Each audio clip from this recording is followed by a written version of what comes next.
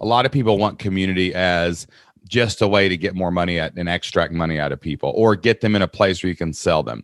And it is true that your best customers are people that have given you money before. We all know that. That's fine. But that's really not like we have this like grassroots, go wide impact strategy. Mm-hmm. And what we love about the membership model, where you're doing monthly or quarterly or annuals, however you're doing it, where you're having people commit to the community itself. And that's also kind of our all-in strategy. Like, our entire product lives inside the membership, right? Mm-hmm. The reason we do that is because the more people you connect in that chain, the more likely those people in the chain are going to succeed. So that this model is not just to get more money out of people. Like, we don't really sell a lot of other things. Of course, we want people to stay forever, as long as they can.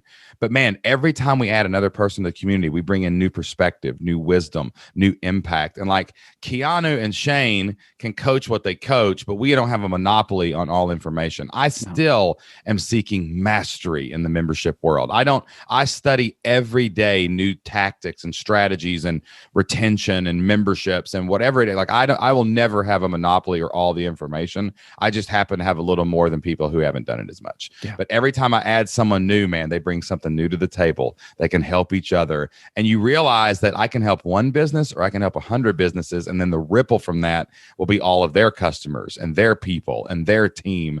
And that's why we do the membership model. It's super awesome. It's super profitable. It's incredible. It's super stable. It's super predictable. But the impact that you can have on a wider scale just cannot be matched with anything else you do. Like, you can talk about courses, but how many courses have you ever bought you didn't take? You know what I mean? That's right. When you put people together, great things happen, whether it's at church or in the workplace or in your membership community.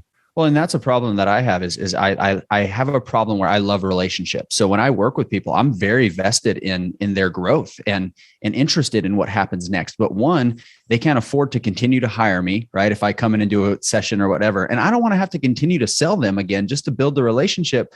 But I also can't spend the time that I really need to continue to invest in the relationship. So that's where the community really just brought it all home for me, in that and building the relationships and encouraging them to support each other and lead each other. For, like I mentioned, for example, one of the things that came to mind was with using the Enneagram.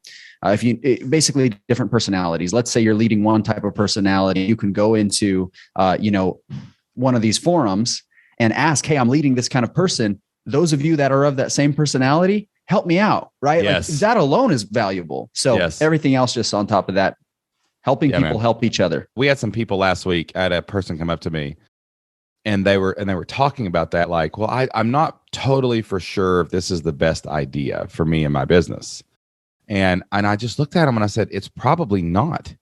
Like, the first thing you do is not going to work perfectly the way you think it's going to work. If it does, God bless. Hey man, strike. The iron is hot. But like, every time you do it, you learn how to do it faster, better, at a bigger level.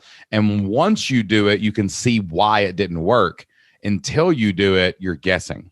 Yeah. So just getting stuff out there, man, is critical for being able to figure out how to actually make it come together. Absolutely. And I don't want to, Shane is not paying me for this. I'll send you, an invoice later. But truly, honestly, before I found Flipped Lifestyle and just the way you lay it out in the blueprint, I knew that I wanted to do it and I was confident in wanting to do it. I wasn't confident in how. So I was very nervous then. And the Flipped Lifestyle blueprint, really, like, you've removed all obstacles. The only thing that can get in your way is, sickness or your mindset. Podcast is going to be your core content, correct? Podcast is my core content. Russell Brunson says in Traffic Secrets, find one platform and focus on it. I didn't know that at the time, but I knew I liked to speak and I felt like I'd been gifted in communication. So I started my podcast almost a year ago. We just recorded our 60th episode. We just launched our 53rd. So I've just been staying faithful to it and knowing that, hey, most people don't do this. I didn't know the statistic you shared with me earlier. Yeah. Most people, yeah. I think it's like 90% of podcasts stop or something crazy high before their 10th episode. Like, they just bomb and they just go out, nobody listens, and they don't want to put the work in anymore, and they quit. Right. So just making it to 60, man, when you get to 100, you're in rare air, baby. Like, let's go. You know what I'm saying? Yeah. So that's where I want to be primarily. I'm focusing a bit more in building Instagram as well. I have a decent following there, like 1,400 people. And I just try to think of it like 1,400 people. If I could put 1,400 people in a room right now, that'd be a lot of people. You wouldn't be able to get them in your house. You know what I mean? That's right. Yeah. That's right. That 1,400 is almost as much as the town I grew up in. So for real.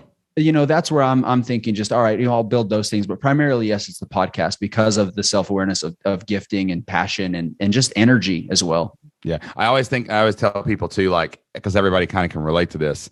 Like, imagine a packed high school gym for graduation or a big basketball game.